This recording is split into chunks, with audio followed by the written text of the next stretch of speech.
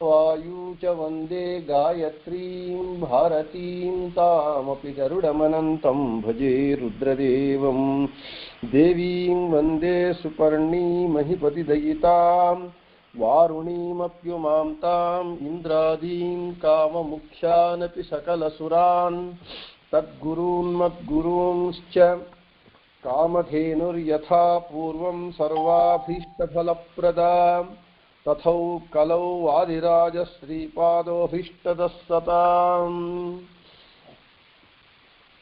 पृथ्वीमण्डलमध्यस्थाः पूर्णबोधमतानुगाः वैष्णवाः विष्णुहृदयाः तान् नमस्ये गुरून् मम आपादमौलिपर्यन्तं गुरूणामाकृतिं स्मरेत् तेन विघ्नाः प्रणश्यन्ति सिद्ध्यन्ति च मनोरथाः श्री विद्यासागर माधवतीर्थ गुरुभ्यो नमः हरि ओम ಶೋಭನವೆನ್ನಿರೆ ಸುರರೊಳು ಸುಭಗನಿಗೆ ಶೋಭನವೆನ್ನಿ ಸುಗುಣನಿಗೆ ಶೋಭನವೆನ್ನಿರೆ ತ್ರಿವಿಕ್ರಮರಾಯಗೆ ಶೋಭನವೆನ್ನಿ ಸುರಪ್ರಿಯಗೆ ಲಕ್ಷ್ಮೀ ಶೋಭಾನ ಹಾಡಲ್ಲಿ ಲಕ್ಷ್ಮೀ ಶೋಭಾನ ಪದದಲ್ಲಿ ಹಿಂದಿನ ಪಾಠದಲ್ಲಿ 19ನೇ ಪದ್ಯದ ಸ್ವಲ್ಪ ಅರ್ಥವನ್ನು ಹೇಳ್ಕೊಂಡಿದ್ದೇವೆ. ವಿಶೇಷ ಅರ್ಥವನ್ನು ಇವತ್ತು ಉಳಿದ ಅರ್ಥವನ್ನು ಹೇಳ್ಕೊಳ್ಳೋಣ. 19ನೇ ಪದ್ಯ. ಕಾಮ ನಿರ್ಜಿತನೊಬ್ಬ ಕಾಮಿನಿಗೆ ಸೋತೊಬ್ಬ ಭಾಮಿನಿಯ ಹಿಂದೆ ಹಾರಿದವ ಕಾಮಾಂಧನಾಗಿ ಮುನಿಯ ಕಾಮಿನಿಗೈದಿದನೊಬ್ಬ ಕಾಮದಿ ಗುರುತಲ್ಪಗಾಮಿಯೊಬ್ಬ. ಇಂತಹ ಕಾಮವನ್ನು ಜಯಿಸದೇ ಇರುವಂತಹ ಇಂತಹ ದೇವತೆಗಳು ನಾನು ವರಿಸುವುದಿಲ್ಲ ಅಂತ ಹೇಳ್ತಾ, ನಿನ್ನೆ ದಿನ ಬ್ರಹ್ಮದೇವರು ಪರಶುಕ್ಲತ್ರಯರು ಜೀವೋತ್ತಮರು, ಅವರು ಈ ರೀತಿ ಮಾಡಿದರು ಅಂದರೆ ಅವರು ಕಾಮ ನಿರ್ಜಿತರಲ್ಲ, ಕಾಮವರ್ಜಿತರು ಅಂತ ಹೇಳಬೇಕು ಅಂತ ಅನ್ಕೊಂಡಿದ್ದೇವೆ. ಆದರೂ ಕಾಮವರ್ಜಿತ ಒಬ್ಬ ಕಾಮಿನಿಗೆ ಸೋತ, ಕಾಮವನ್ನು ಬಿಟ್ಟವನು ಕಾಮಿನಿಗೆ ಸೋತ ಅಂದ್ರೆ ಇದು ವಿಚಿತ್ರವಾಗಿ ಕಾಣುತ್ತೆ. ಆದರೆ ಕಾಮಿನಿಗೆ ಸೋತಂತೆ ನಟಿಸಿದರು. ಕಶ್ಚಿನ್ ಮಹಾನ್ ತಸ್ಯನ ಕಾಮ ನಿರ್ಜಯ ಅಂತ ಭಾಗವತದ ವಾಕ್ಯದ ಇಲ್ಲಿ ಹೇಳ್ತಾ, ಇಲ್ಲಿ ಬ್ರಹ್ಮದೇವರು ಭಗವಂತನ ಇಚ್ಛಾನುಸಾರ ನಟಿಸಿದರೆ ಹೊರತು ನಿಜವಾಗಲೂ ಅಲ್ಲ. ಹಿಂದೆ ನಾವು ಹೇಳ್ಕೊಂಡಂತೆ ದೇವತೆಗಳಿಗೇನೆ ಕಾಮ ಎಂಬುದು ಅವರಿಗೆ ಸ್ವಾಭಾವಿಕ ಅಲ್ಲ. ಅಂತ ವೇಳೆಗೆ ಜೀವೋತ್ತಮರಾದಂತಹ ಬ್ರಹ್ಮದೇವರು ಈ ರೀತಿ ಅಂದ್ರೆ ಕೇವಲ ಅಲ್ಲಿ ನಟಿಸಿದರು ಅಂತ ನಾವು ಹೇಳ್ಕೋಬೇಕು ಅಂತ ಹೇಳ್ತಾ, ಬ್ರಹ್ಮದೇವರು ಭಗವಂತ ನಾವೆಷ್ಟೋ ಬಾರಿ ಹೇಳ್ಕೊಂಡಂತೆ ಪಂಚಭೇದಾತ್ಮಕ ಪ್ರಪಂಚಕ್ಕೆ ಪಂಚರೂಪಾತ್ಮಕನೇ ದೈವಕ. ಪಂಚಭೇದಯುಕ್ತವಾದ ಈ ಪ್ರಪಂಚವನ್ನು ಭಗವಂತ ಪಂಚರೂಪಗಳಿಂದ ಅನಿರುದ್ಧ ಪ್ರದ್ಯುಮ್ನ ಸಂಕರ್ಷಣ ವಾಸುದೇವ ನಾರಾಯಣ ರೂಪಗಳಿಂದ ಕಾರ್ಯವನ್ನು ನಡೆಸ್ತಾ ಇದ್ದಾನೆ. ಅದರಲ್ಲಿ ಶಾಂತಿ ಅನಿರುದ್ಧ ಲಕ್ಷ್ಮೀನಾರಾಯಣರ ಈ ದಂಪತಿಗಳಿಗೆ ಬ್ರಹ್ಮದೇವರು ಮಹಾನ್ ಎಂಬ ಹೆಸರಿನಿಂದ ಹುಟ್ಟಿದ್ದಾರೆ. ಬ್ರಹ್ಮದೇವರು ಮಹತ್ತತ್ವಕ್ಕೆ ಅಭಿಮಾನಿ ದೇವತೆಗಳು, ಜೀವೋತ್ತಮರಾಗಿದ್ದಾರೆ. ಈ ಎಲ್ಲ ಕಾರಣಗಳಿಂದ ಬ್ರಹ್ಮದೇವರು ಮಹಾನ್ ಅಂತ ಅನಿಸ್ಕೊಂಡಿದ್ದಾರೆ. ಜೀವಕೋಟಿಯಲ್ಲಿ ಕಾಮವರ್ಜಿತನಾದವರು ಕೂಡ ಬ್ರಹ್ಮ ಒಬ್ಬನೇ. ಇಂಥವನು ಬ್ರಹ್ಮಕ್ಕೆ ಇಂಥವನು ಕಾಮಿನಿಗೆ ಸೋತ ಅಂದ್ರೆ ಹೇಗೆ ಅಂದ್ರೆ ಅಲ್ಲಿ ಕಾಮವನ್ನು ನಿಗ್ರಹ ಮಾಡಿಕೊಳ್ಳುವ ಶಕ್ತಿ ಇಲ್ಲ ಅಂತಲ್ಲ ಅರ್ಥ. ಸ್ತುತಯೇ ಅನುಮತಿರುವ ಎಂಬ ಬ್ರಹ್ಮಸೂತ್ರದಲ್ಲಿ ಜ್ಞಾನಿಗಳು ಏನು ಮಾಡಿದರೂ ಸರಿಯೇ ಎಂದು ವೇದ ನಮಗೆ ಹೇಳುತ್ತೆ. ವೇದವು ಹೇಳೋದನ್ನ ಇಲ್ಲಿ ಪ್ರತಿಪಾದಿಸಲ್ಪಟ್ಟಿದೆ ಅಂತ ನಾವು ಹೇಳ್ಕೋಬೇಕಾಗತ್ತೆ.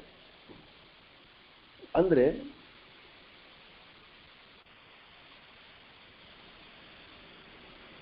ದೇವತೆಗಳಿಗೆ ಎಂತಹದ್ದು ಅಂದ್ರೆ ಅವರಿಗೆ ಭಗವಂತನ ಅನುಮತಿ ಇದೆ ಅಂತ ಹೇಳ್ತಾರೆ. ಸದಾಚಾರ ಮಾಡಬಹುದು, ಬಿಡಲೂಬಹುದು, ದುರಾಚಾರವನ್ನು ಮಾಡಲೂಬಹುದು. ಆದರೆ ದೇವತೆಗಳು ಸ್ವಭಾವತಃ ಸಜ್ಜನರಾದ್ದರಿಂದ ಅವರು ಸದಾಚಾರವನ್ನೇ ಮಾಡ್ತಾರೆ. ಕೆಲವೊಮ್ಮೆ ದುರಾಚಾರಕ್ಕೆ ಸ್ವೇಚ್ಛೆಯಿಂದ ಇಳಿಯಬಹುದು ಅಥವಾ ಪ್ರಾರಬ್ಧ ಕರ್ಮದಿಂದ ನಡೆಯಬಹುದು. ಭಗವಂತನ ಸಂಕಲ್ಪಾನುಸಾರ ನಡೆಯಬಹುದು. ಅದಕ್ಕೆ ಇಂದ್ರನ ಅಹಲ್ಯಾಚಾರತ್ವವೇ ದೃಷ್ಟಾಂತ. ಆದರೆ ಬ್ರಹ್ಮದೇವರ ವಿಷಯದಲ್ಲಿ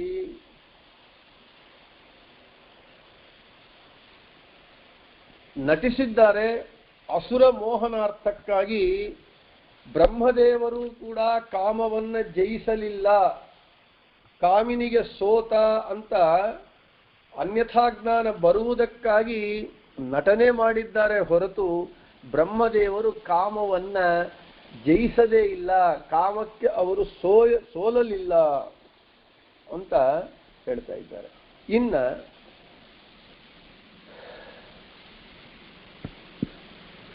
ಮುನಿಗಳು ಆಕ್ಷೇಪ ಮಾಡಿದಾಗ ವಾಗ್ದೇವಿಯನ್ನ ಹಿಂದೆ ಹೇಳ್ಕೊಂಡ್ವಿ ನಾವು, ಉಪನಿಷತ್ತುಗಳೊಳಗೆ ಆ ಸ್ತ್ರೀಗೆ ವಾಗ್ದೇವಿ ಅಂತ ಹೆಸರು ಅಂತೇಳಿ.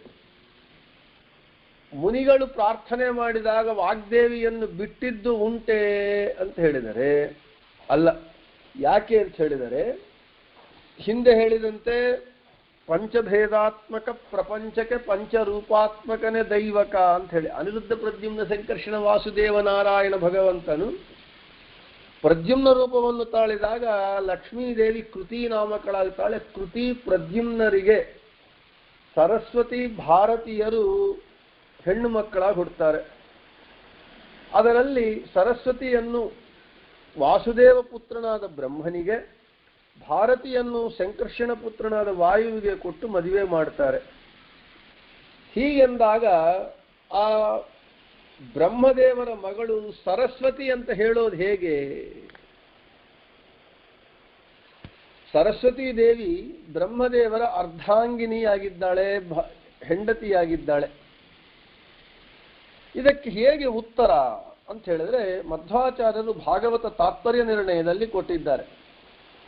ಇಲ್ಲಿ ಬ್ರಹ್ಮದೇವರು ಬಿಟ್ಟಂತಹ, ಪರಿತ್ಯಾಗ ಮಾಡಿದಂತಹ ವಾಗ್ದೇವಿ ಯಾರು ಅಂತ ಹೇಳಿದರೆ ಶ್ರುತಿ ಸ್ಮೃತಿ ಸಚ್ಚಾಸ್ತ್ರಗಳಿಗೆ ಅಭಿಮಾನಿನಿಯಾದ ತನ್ನ ಪಟ್ಟದ ರಾಣಿಯಾದ ವಾಗ್ದೇವಿಯಲ್ಲ, ಸರಸ್ವತಿ ದೇವಿಯಲ್ಲ. ಇನ್ನು ಯಾರು ಅಂತ ಹೇಳಿದರೆ ನ್ಯಾಯ ವೈಶೇಷಿಕಾದಿ ಮಾನವ ನಿರ್ಮಿತವಾದ ದುಷ್ಟ ಶಾಸ್ತ್ರಗಳ ಅಭಿಮಾನಿನಿಯಾದ ಒಬ್ಬ ಕ್ಷುದ್ರ ದೇವತೆ. ಆಕೆಯನ್ನ ಪರಿತ್ಯಾಗ ಮಾಡಿದ್ದಾರೆ. ಆಕೆಯನ್ನೇ ಮುಂದೆ ದಿಗ್ದೇವತೆಗಳು ಸ್ವೀಕಾರ ಮಾಡಿದ್ದಾರೆ ಅಂತ ಹೇಳ್ತಾ ಇದ್ದಾರೆ. ಅಂದ್ರೆ ಇಲ್ಲಿ ಒಟ್ಟಾರೆ ಬ್ರಹ್ಮದೇವರು ತನ್ನ ಮಗಳನ್ನ ಕಾಮಿಸಿದ, ಮುನಿಗಳು ಆಕ್ಷೇಪ ಮಾಡಿದರೆ ಬಿಟ್ರು ಎಂಬುವ ಏನು ವಿಷಯವಿದೆ ಅದು ಕೇವಲ ಭಗವಂತನ ಸಂಕಲ್ಪಾನುಸಾರ ಬ್ರಹ್ಮದೇವರು ನಟಿಸಿದ್ದಾರೆ ಹೊರತು ಅದು ಸರಿಯಲ್ಲ. ಬ್ರಹ್ಮದೇವರನ್ನು ಈ ರೀತಿ ಆಕ್ಷೇಪ ಮಾಡಿದರೆ, ಹಿಂದೆ ನಾವು ನಿನ್ನೆ ಪಾಠದಲ್ಲಿ ಹೇಳ್ಕೊಂಡಿದ್ದೇವೆ, ಮುದ್ಗಲ ಮುನಿಗೆ ಶಾಪವನ್ನು ಕೊಟ್ಟರು. ಮುದ್ಗಲ ಮುನಿ ಈ ಕಥೆಯನ್ನು ಕೇಳ್ತಾ ಭಾಗವತದಲ್ಲಿ ಅವರು ನಕ್ಕಾಗ ಬ್ರಹ್ಮದೇವರು ಶಾಪವನ್ನು ಕೊಟ್ಟರು, ನಿಮಗೆ ಉತ್ತಮ ಸ್ತ್ರೀಯರ ಸಂಘವಾಗಲಿ ಅಂತ ಹೇಳಿ. ಅದಕ್ಕೆ ಹೆದರಿ ಮತ್ತು ಬ್ರಹ್ಮನನ್ನು ಕುರಿತು ಅವರು ತಪಸ್ಸು ಮಾಡಿ ಆ ಶಾಪದಿಂದ ಪಾರಾದರು ಅಂತ ಹೇಳ್ತಾ ಇದೆ. ಆದ ಕಾರಣ ನಾವು ಸರಿಯಾದ ಒಂದು ಜ್ಞಾನವನ್ನು ಪಡೆಯದೆ ಗುರುಮುಖೇನ ಭಾರತ ಭಾಗವತ ರಾಮಾಯಣ ವೇದಾದಿಗಳನ್ನ ಗುರುಮುಖೇನ ಸರಿಯಾಗಿ ನಾವು ಆಚಾರ್ಯರ ಒಂದು ಗ್ರಂಥಗಳ ನೆರವು ಇಲ್ಲದೆ ಓದಿದರೆ ಅಪಾರ್ಥವಾಗತ್ತೆ. ಬ್ರಹ್ಮದೇವರನ್ನು ಈ ರೀತಿ ನಾವು ತಪ್ಪಾಗಿ ಅರ್ಥ ಮಾಡಿಕೋಬಾರದು ಅಂತ ಹೇಳಿ, ಒಂದು ವಿಧವಾಗಿ ಲಕ್ಷ್ಮೀದೇವಿ ದೇವತೆಗಳ ದೋಷಗಳನ್ನು ಹೇಳೋದೇ ಅಲ್ಲದೆ ಒಂದು ರೀತಿಯಾಗಿ ದೇವತೆಗಳ ಅವರಲ್ಲಿರುವ ವೈಶಿಷ್ಟ್ಯಗಳನ್ನು ಇಲ್ಲಿ ನಮಗೆ ತಿಳಿಸ್ಕೊಡ್ತಾ ಇದ್ದಾರೆ ಲಕ್ಷ್ಮೀದೇವಿ. ಇನ್ನು ಬ್ರಹ್ಮದೇವರ ಆದ ಮೇಲೆ ಹೇಳಿದರು, ಯಾರ್ಯಾರು? ಕಾಮ ನಿರ್ಜಿತನೊಬ್ಬ, ಕಾಮಿನಿಗೆ ಸೋತೊಬ್ಬ, ಭಾಮಿನಿಯ ಹಿಂದೆ ಹಾರಿದವ ರುದ್ರದೇವರು. ರುದ್ರದೇವರು ಕೂಡ ತನ್ನ ನೇತ್ರಾಗ್ನಿಯಿಂದ ಫಾಲ ನೇತ್ರಾಗ್ನಿಯಿಂದ ಕಾಮನನ್ನ ಸುಟ್ಟಿದವರು, ಅಂದರೆ ಕಾಮನನ್ನು ಜಯಿಸಿದವರು. ಅಂತಹ ರುದ್ರದೇವರು ಭಗವಂತ ಮೋಹಿನಿ ಅವತಾರವನ್ನು ತಾಳಿದಾಗ ಮೋಹಿನಿ ಹಿಂದೆ ಬಿದ್ದ. ಆದ ಕಾರಣ ಈತನು ಕಾಮನನ್ನ ಜಯಿಸಲಿಲ್ಲ, ಕಾಮಕ್ಕೆ ಸೋತ ಎಂಬುವಂತಹ ಒಂದು ವಿಷಯ ನಮಗೆ ಗೊತ್ತಾಗುತ್ತೆ. ಆದರೆ ಇಂದ್ರದೇವರು ಕೂಡ ಕಾಮವರ್ಜಿತರು. ಯಾಕೆ ಅಂತ ಹೇಳಿದರೆ ಅವರು ಕಾಮವನ್ನ ಸುಟ್ಟು ಬೂದಿ ಮಾಡಿದ್ದಾರೆ. ಆ ಕಾಮವನ್ನ ಮನ್ಮಥನನ್ನ ತನ್ನ ನೇತ್ರಾಗ್ನಿಯಿಂದ ಭಸ್ಮ ಮಾಡಿದ ನಂತರವೇ ಪಾರ್ವತೀ ದೇವಿಯನ್ನ ಅವರು ಕೈ ಹಿಡಿದಿದ್ದು.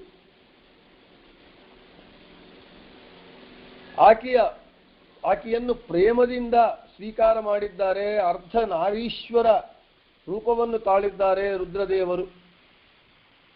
ಅಷ್ಟೇ ಅಲ್ಲದೆ ವಾದಿರಾಜರೇ ಹೇಳ್ತಾರೆ, ಮಾರನ್ನ ಗೆದ್ದ ಮನೋಹರ ಮೂರ್ತಿ. ವಾದಿರಾಜರೇ ಹೇಳ್ತಾರೆ, ರುದ್ರದೇವರು ಮನ್ಮಥನನ್ನ ಗೆದ್ದ ಮನೋಹರ ಮೂರ್ತಿ ರುದ್ರದೇವರು ಅಂತ. ಮೂರನೇ ಕಣ್ಣಿಂದ ಮಾರನನ್ನ ಸುಟ್ಟವರೇ ಅಲ್ಲ, ಮನೋಹರ ಮೂರ್ತಿ ಮಾರನನ್ನು ಗೆದ್ದವರು ರುದ್ರದೇವರು. ರುದ್ರದೇವರು ಕೂಡ ಕಾಮವರ್ಜಿತರೇ ಸರಿ.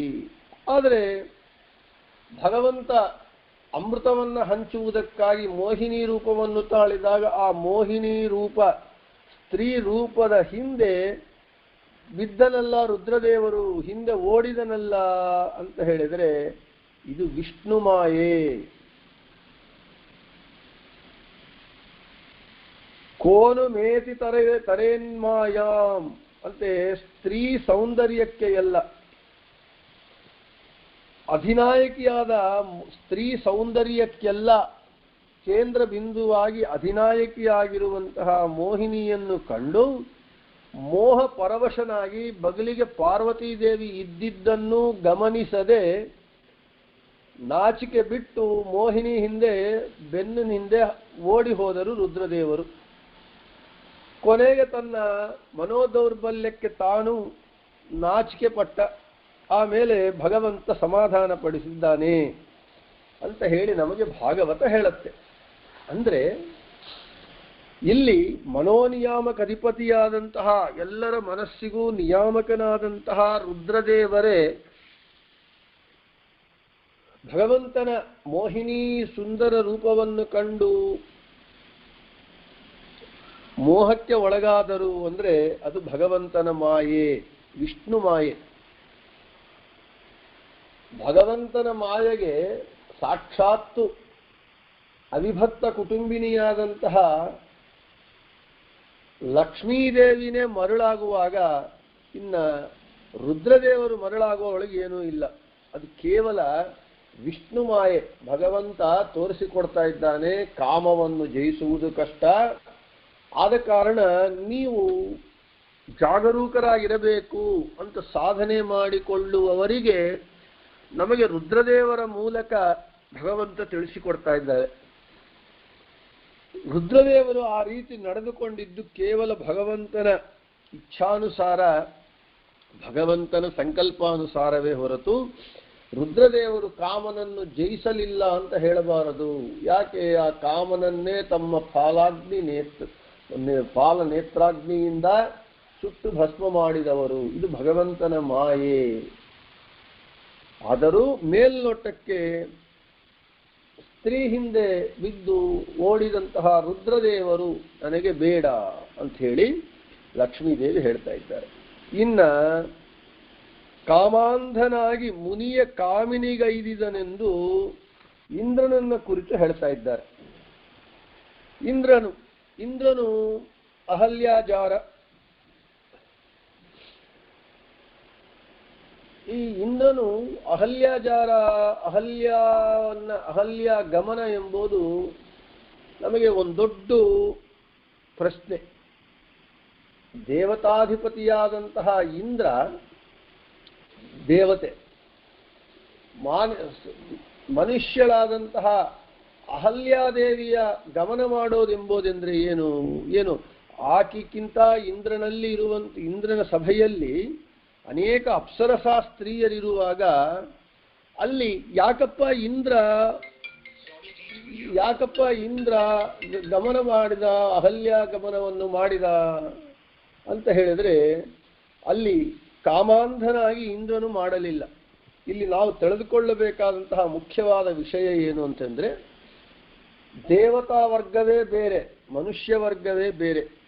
ದೇವತೆಗಳಿಗೆ ಮನುಷ್ಯರ ಸಂಪರ್ಕ, ಮನುಷ್ಯರ ಸ್ಪರ್ಶ, ಮನುಷ್ಯರ ದರ್ಶನ ಅವರಿಗೆ ಇಷ್ಟ ಆಗೋದಿಲ್ಲ. ಅವರವರಿಗೆ ಅವರ ದೇವತಾ ವರ್ಗವೇ ಸರಿ ಹೋಗುತ್ತೆ, ಮನುಷ್ಯರ ವರ್ಗ ಅವರಿಗೆ ಹಿಡಿಸುವುದಿಲ್ಲ. ಆದರೆ ಯಾಕೆ ಅಹಲ್ಯ ಗಮನವನ್ನು ಮಾಡಿದ ಅಂತ ಹೇಳಿದ್ರೆ ವಾಲ್ಮೀಕಿ ರಾಮಾಯಣದಲ್ಲೇ ಬರುತ್ತೆ, ಸುರಕಾರ್ಯ ನಿಮಿತ್ತಂ, ಅಂದ್ರೆ ದೇವತಾ ಕಾರ್ಯ ನಿಮಿತ್ತವಾಗಿ ಭಗವಂತನ ಕಾರ್ಯಕ್ಕಾಗಿ ಇಂದ್ರ ಅಹಲ್ಯಾಗಮನವನ್ನು ಮಾಡಿದ ಅಂತ ಹೇಳುತ್ತೆ. ಅಂದ್ರೆ ಏನು ಆ ದೇವತಾ ಕಾರ್ಯ ಅಂದ್ರೆ ಏನು ಅಂದ್ರೆ ನಮಗೆ ಹೇಳ್ತಾರೆ, ನಮಗೆ ತಾತ್ಪರ್ಯ ನಿರ್ಣಯದಲ್ಲಿ ಆಚಾರ್ಯರು ಹೇಳ್ತಾರೆ, ಗೌತಮ ಮಹಾಮುನಿಗಳು ತಮ್ಮ ಶಕ್ತಿಗೆ ಮೀರಿ ತಪಸ್ಸು ಮಾಡಿ ಹೆಚ್ಚು ಪುಣ್ಯವನ್ನು ಸಂಪಾದನೆ ಮಾಡಿಕೊಂಡಿದ್ದಾರೆ. ಅವರ ಯೋಗ್ಯತೆಗೆ ಮೀರಿ ಪುಣ್ಯವನ್ನು ಸಂಪಾದನೆ ಮಾಡಿಕೊಂಡಿರುವ ಕಾರಣ ಆ ಪುಣ್ಯ ಹ್ರಾಸವಾಗಬೇಕು, ಹೆಚ್ಚು ಪುಣ್ಯ ಹೋಗಬೇಕು. ಗೌತಮ ಮುನಿಗಳ ಹೆಚ್ಚು ಪುಣ್ಯ ಹೋಗಬೇಕು ಅಂತ ಹೇಳಿದರೆ ಅವರು ಏನು ತಮ್ಮ ಪತ್ನಿಯ ಇಂದ್ರನು ಅಹಲ್ಯಾಗಮನ ಮಾಡೋದರಿಂದಲೇ ಹೋಗ್ಬೇಕಾ, ಬೇರೆ ಇನ್ನೇನಾದರೂ ಮಾಡಿ ಯಾವುದೋ ಬೇರೆ ರೀತಿಯಲ್ಲಿ ಅವರ ಪುಣ್ಯವನ್ನು ಕಡಿಮೆ ಮಾಡಬಹುದಲ್ಲ ಅಂತಂದ್ರೆ ಅವರು ಎಲ್ಲವನ್ನೂ ಜಯಿಸಿದ್ರು. ಗೌತಮರು ಮಹಾಮುನಿಗಳು ಜಯಿಸಿ ಅಹಲ್ಯ ವಿಷಯದಲ್ಲಿ ಮಾತ್ರ ಅವರು ಕೋಪವನ್ನು ತಟ್ಟುಕೊಳ್ಳಿಕ್ಕಾಗದೇ ಇರುವ ಒಂದು ಸ್ಥಿತಿಯನ್ನು ತಲುಪಿದ್ರು. ಅದು ಒಂದು ಬಿಟ್ಟು ಇನ್ನೆಲ್ಲವೂ ಜಯಿಸಿದ್ರು. ಆದ ಕಾರಣ ಭಗವಂತನ ಆಜ್ಞೆಯ ಮೇರೆಗೆ ಇಂದ್ರದೇವರೇನು ಮಾಡಿದ್ರು, ಗೌತಮ ಮುನಿಯ ವೇಷದಲ್ಲೇ ಹೋಗಿ ಅವರ ಪತ್ನಿಯಾದಂತಹ ಅಹಲ್ಯಾದೇವಿಯನ್ನ ಗಮನ ಮಾಡಿದರು. ಅಲ್ಲಿ ಇಂದ್ರದೇವರಿಗೆ ಅಹಲ್ಯಾದೇವಿಯ ಮೇಲೆ ಮೋಹದಿಂದ ಹೋಗಲಿಲ್ಲ.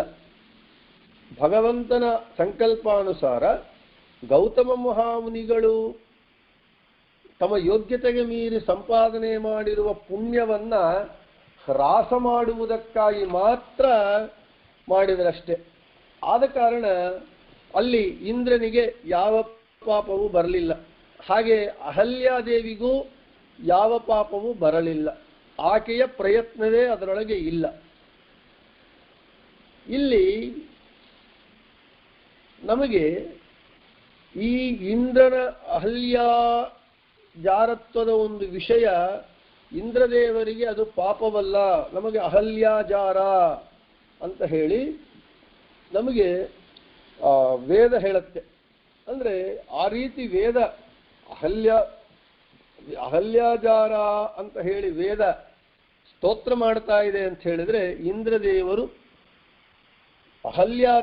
ದೇವಿಯನ್ನ ಕಾಮಿಸಿ ಅವರು ಗಮನ ಮಾಡಲಿಲ್ಲ. ಅದರ ಹಿಂದೆ ದೇವತಾ ಕಾರ್ಯವಿದೆ. ಅದರನ್ನೇ ವಾಲ್ಮೀಕಿ ರಾಮಾಯಣದಲ್ಲಿ ಸುರಕಾರ್ಯ ನಿಮಿತ್ತಂ ಅಂತಂದ್ರು. ಅಂದ್ರೆ ಏನು ದೇವತಾ ಕಾರ್ಯ ಅಂದ್ರೆ,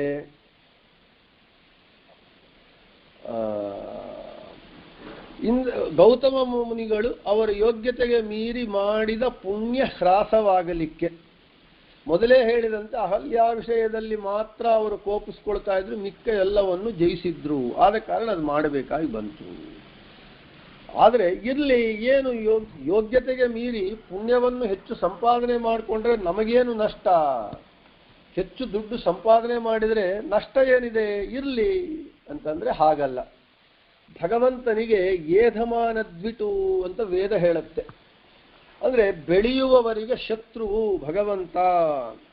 ಭಗವಂತ ಏನು ಅಂದ್ರೆ ಅವನು ಭವರೋಗ ವೈದ್ಯ, ಎಲ್ಲರ ರೋಗಗಳನ್ನ ಸರಿ ಮಾಡ್ತಾ ಇರ್ತಾನೆ. ಮುಖ್ಯವಾಗಿ ತನ್ನ ಭಕ್ತರ ರೋಗವನ್ನ ಸರಿ ಮಾಡ್ತಾನೆ.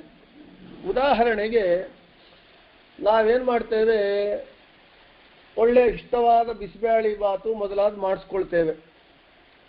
ಚೆನ್ನಾಗಿದೆ ಅಂತ ಹೇಳಿ ನಾವೇನು ಮಾಡ್ತೇವೆ, ಹೆಚ್ಚು ತಿಂದುಬಿಡ್ತೇವೆ, ಹೊಟ್ಟೆ ತುಂಬ ಎಕ್ಸಸ್ಸ ತಿಂದುಬಿಡ್ತೇವೆ. ಆ ಎಕ್ಸಸ್ಸ ತಿಂದಾಗ ಏನಾಗುತ್ತೆ, ನಮಗೆ ನಮ್ಮ ಹೊಟ್ಟೆ ಜೀರ್ಣದ ವ್ಯವಸ್ಥೆಗೆ ಲೋಡ್ ಜಾಸ್ತಿ ಆಗುತ್ತೆ.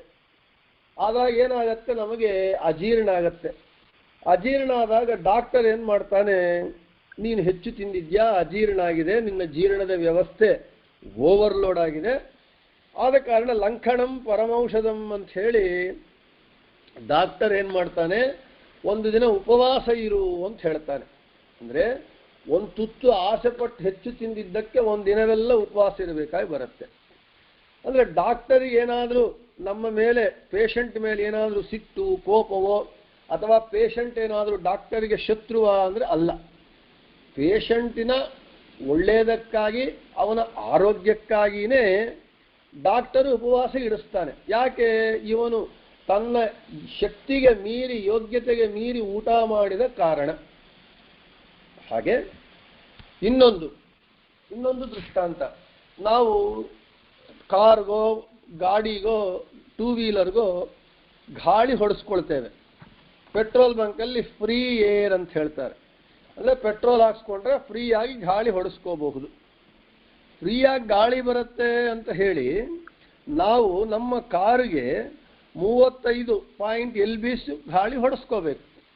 ಫ್ರೀಯಾಗಿ ಬರುತ್ತೆ ಅಂಥೇಳಿ ನಾವು 50 LB 100 LB ಹೊಡೆಸ್ಕೊಂಡ್ರೆ ಏನಾಗುತ್ತೆ, ಟೈರು ಬರ್ಸ್ಟ್ ಆಗುತ್ತೆ. ಕಾರ್ ಟೈರು 35 LBನೋ 40 LBಸೋ ಅಷ್ಟೇ ಹೊಡೆಸ್ಕೋಬೇಕು. ಫ್ರೀಯಾಗಿ ಬಂತಲ್ಲ ಅಂಥೇಳಿ 50 100 ಹೊಡೆಸಿದ್ರೆ ಏನಾಗುತ್ತೆ, ಬರ್ಸ್ಟ್ ಆಗುತ್ತೆ.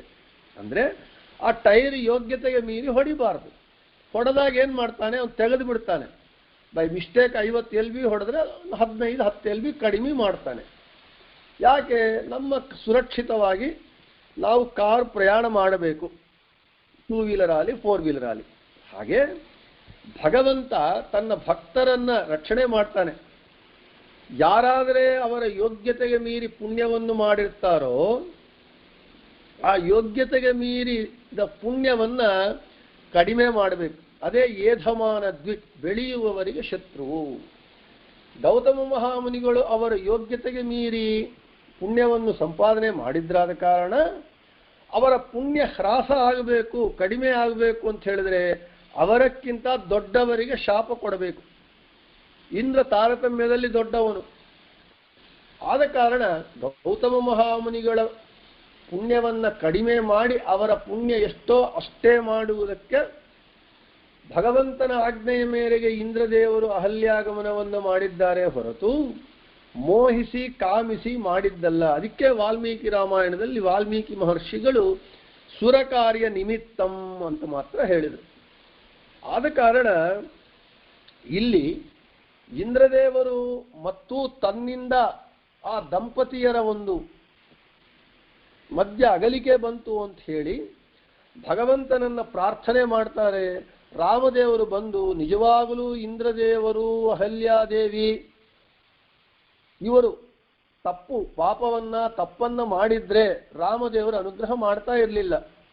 ಅಲ್ಲಿ ಇಂದ್ರನ ಅಹಲ್ಯಾಜಾರತ್ವದ ವಿಷಯದಲ್ಲಿ ಇಂದ್ರನೂ ಏನೂ ತಪ್ಪು ಮಾಡಲಿಲ್ಲ, ಅಹಲ್ಯಾದೇವಿ ಏನೂ ತಪ್ಪು ಮಾಡಲಿಲ್ಲ.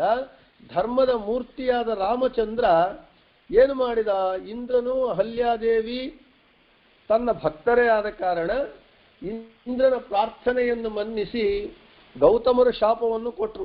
ಶಿಲೆಯಂತೆ ಇರು ಅಂತೇಳಿ, ಶಿಲೆ ಅಲ್ಲ ಶಿಲೆಯಂತೆ ಇರು ಅಂತೇಳಿ. ಅಂತಹ ಅಹಲ್ಯಾದೇವಿಯನ್ನ ತನ್ನ ದೃಷ್ಟಿ ನೋಟದಿಂದ ಸ್ಪರ್ಶದಿಂದ ಆಕೆಯನ್ನ ಆ ಜಡತ್ವವನ್ನ ಜಡೀಭೂತತ್ವವನ್ನ ಹೋಗಲಾಡಿಸಿ ಆಕೆಯನ್ನ ಮತ್ತು ಗೌತಮರು ತನ್ನ ಭಕ್ತರು ಆತನ ಯೋಗ್ಯತಾಧಿಕವಾದ ಪುಣ್ಯವನ್ನು ಹ್ರಾಸ ಮಾಡಿ ಇಂದ್ರದೇವರಿಗೆ ಶಾಪ ಕೊಡುವ ಮೂಲಕ ರಾಮಚಂದ್ರ ಅವರಿಬ್ಬರನ್ನೂ ಸೇರಿಸಿದ, ದಂಪತಿಯರಿಬ್ಬರನ್ನೂ ಸೇರಿಸಿದ. ಆದ ಕಾರಣವೇ ಇಂದ್ರನಿಗೂ ಗೌತಮ ಮುನಿಗಳು ಶಾಪ ಕೊಟ್ಟರು, ಮೇಷ ವೃಷಣನಾಗು ಅಂತ ಹೇಳಿ. ಅವೆಲ್ಲವೂ ಕೂಡ ಇಂದ್ರನಿಗೆ ಅಹಲ್ಯಾಜಾರ ಮೇಷ ವೃಷಣ ಎಂಬುವಂಥದ್ದೆಲ್ಲವೂ ಕೂಡ ಸ್ತೋತ್ರವೇ ಆಯಿತು ಹೊರತು ನಿಂದ ಆಗಲಿಲ್ಲ. ಆದ ಕಾರಣ ಕಾಮಾಂಧನಾಗಿ ಮುನಿಯ ಕಾಮಿನಿಗೈದಿದನೊಬ್ಬ ಎಂಬುವಂತಹದ್ದು ಇಲ್ಲಿ ಕೇವಲ ಆ ತತ್ವವನ್ನ ವಾದಿರಾಜರು ಏನ್ ಮಾಡ್ತಾ ಇದ್ದಾರೆ, ನಮ್ಮ ಭಾರತ ಭಾಗವತ ರಾಮಾಯಣಗಳಲ್ಲಿ ಬಂದಿರುವ ಅತಿ ರಹಸ್ಯವಾದ ಗಹನವಾದ ವಿಷಯಗಳನ್ನು ನಮಗೆ ತಿಳಿಸಿಕೊಡುವುದಕ್ಕಾಗಿ ಹೇಳ್ತಾ, ಲೋಕದೃಷ್ಟಿಯಿಂದ ಇಂಥವನು ಇವರು ಕಾಮವನ್ನ ಗೆದ್ದಿಲ್ಲ, ಭಗವಂತ ಒಬ್ಬನೇ ಗೆದ್ದವನು, ಇವರೆಲ್ಲರೂ ಭಗವಂತನಿಗೆ ಒಳಪಟ್ಟವರು ಅಂತ ಹೇಳಿ ಲಕ್ಷ್ಮೀದೇವಿ ಬ್ರಹ್ಮನನ್ನ ಮತ್ತು ಇಂದ್ರನನ್ನ ಇವರನ್ನು ರುದ್ರನನ್ನ ವರಿಸದೆ ಭಗವಂತನನ್ನೇ, ದೋಷ ದೂರನಾದ ಭಗವಂತನನ್ನೇ ವರಿಸ್ತಾ ಇದ್ದಾಳೆ. ಇನ್ನು ಮುಂದೆ ಚಂದ್ರನನ್ನು, ಇನ್ನು ಚಂದ್ರನ ವಿಷಯ ನಾವು ಹೇಳಬೇಕು. ಚಂದ್ರನ ವಿಷಯ ಹೇಳಿಲ್ಲ. ಕಾಮದಿ ಗುರುತಲ್ಪಗಾಮಿಯೊಬ್ಬ ಚಂದ್ರ. ಈ ಚಂದ್ರನು ಎಂತವನು ಅಂತೇಳಿ, ಚಂದ್ರನು ಕಾಮವರ್ಜಿತನೇ, ದೇವತೆ. ಆ ಚಂದ್ರನ ವಿಷಯ ನಾಳೆ ಹೇಳೋಣ ಅಂತ ಹೇಳ್ತಾ, ಶ್ರೀಕೃಷ್ಣಾರ್ಪಣಮಸ್ತು, ಮಧ್ವೇಶಾರ್ಪಣಮಸ್ತು, ಎಲ್ಲರಿಗೂ ಶುಭಮಸ್ತು.